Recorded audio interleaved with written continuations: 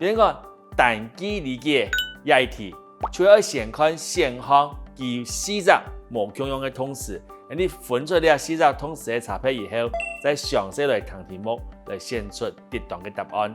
喺呢度天落荧幕當稿，請會看到現行嘅文字。現行唔會念，不過你要了解佢嘅意思。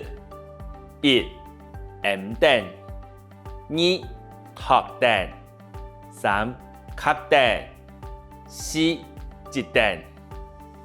在題目盲念出來以前，你就要了解了四則現行嘅意思。比如講，乜個係 M 等咯 ？M 等就是蒙住。乜個係 top 等 ？top 等就是拖着。再來，乜個係 cut 等 ？cut 等呢，就是緊握、抓緊。節等，節等就要用數字，冇就像棍的啊，那種東西去擠壓。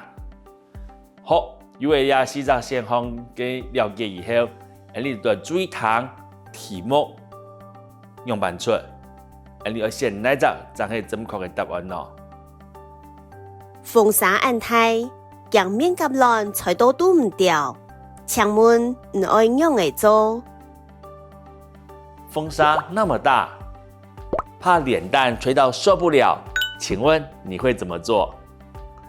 家下你先老四則現行都已經了解佢意思誒，那你會怎麼做呢？這時候聽完題目之後，我們就會選擇一 M 等。好，以上就是聽力測驗單句理解第一種題型。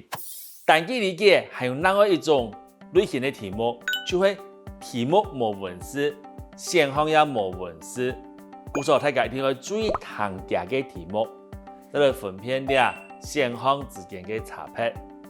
因為啊，上音冇共用，意思就冇共用了。故所喺睇唔識題目，就唔知要選哪一隻現行嘅。就像這一題，這個現行全部就會啲了發音，啲了韻母嘅部分有冇共用。故所喺選出擬意、擬音符合題目嘅答案。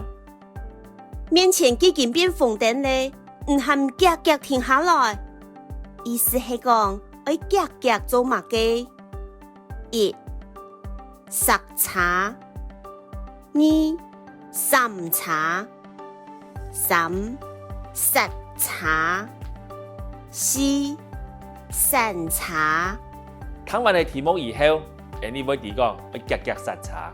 前面已經變紅燈了，你還不趕快停下來？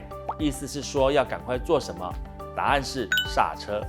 那剎車客家話用嚟講咯，係剎茶。